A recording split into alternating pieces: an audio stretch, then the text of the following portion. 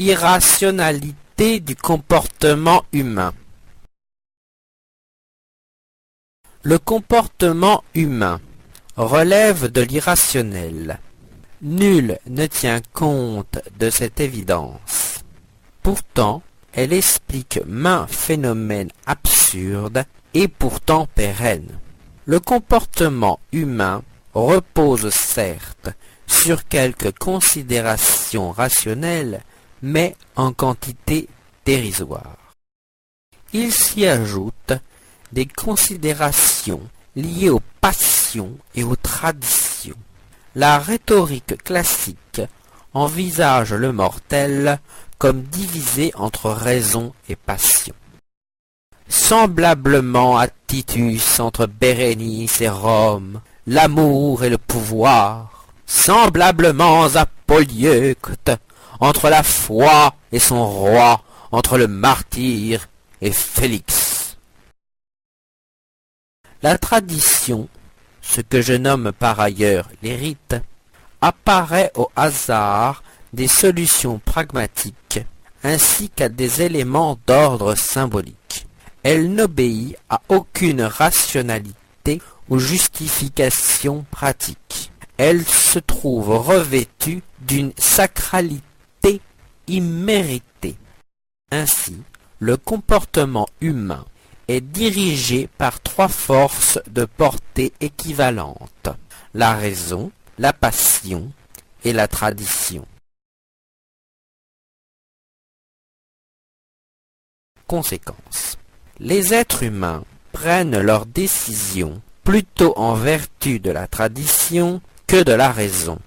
Par exemple, le patriotisme constitue le modèle d'un comportement dicté par la tradition et la passion, et non par la raison.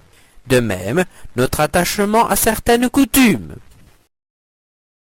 En économie, les investisseurs ne choisissent pas les options les plus rationnelles, mais celles qui s'intègrent le mieux dans leurs passions et leurs préjugés. De même, concernant l'écologie, les industriels n'agissent pas raisonnablement, mais en fonction de leur propre intérêt.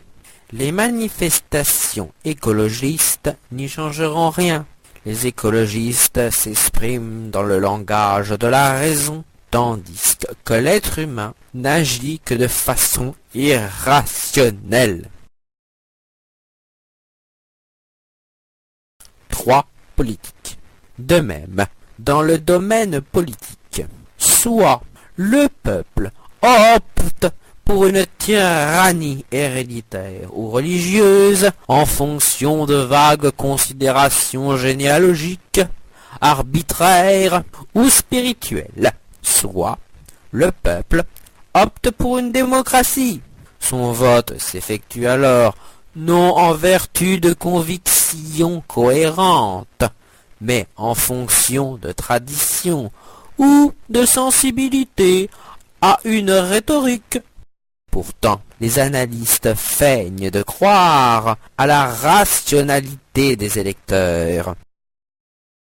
4. Morale. Semblablement, dans le domaine du droit et de la morale, depuis l'Antiquité, les philosophes s'acharnent à définir les conduites exemplaires et à les rendre publiques à travers des essais. Les arguments rationnels en faveur de la vertu s'avèrent convaincants. Néanmoins, nous persévérons dans nos pratiques immorales ou périlleuses. Ni sermon, ni répression ne nous écartent de l'erreur et du vice. Pourquoi? Il est difficile de croire que les sermons n'aient point été jusqu'aux oreilles des méchants. Voilà une sentence aux accents fort bibliques.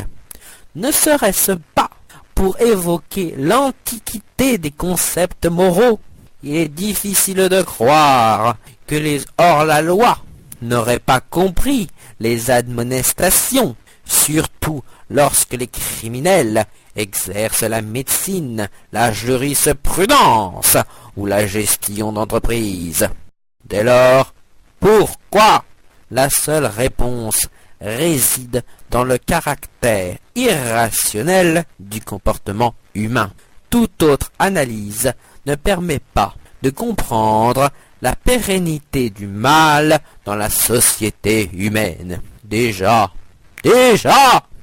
Saint Augustin, au livre premier de ses Confessions, avouait avoir dérobé les fruits d'un pommier, non pour un motif rationnel, mais seulement pour se divertir.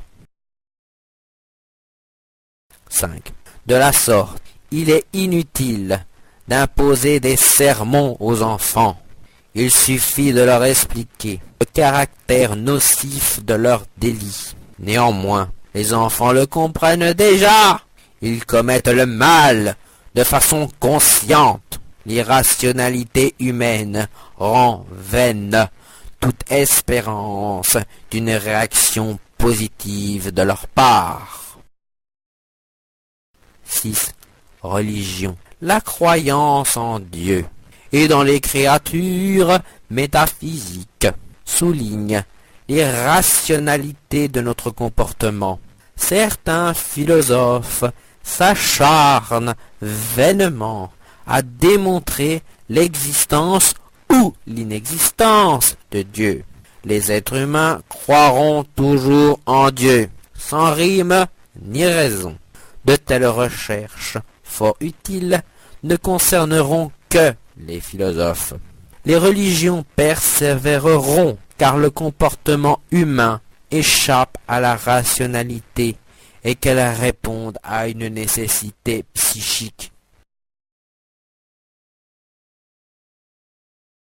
7.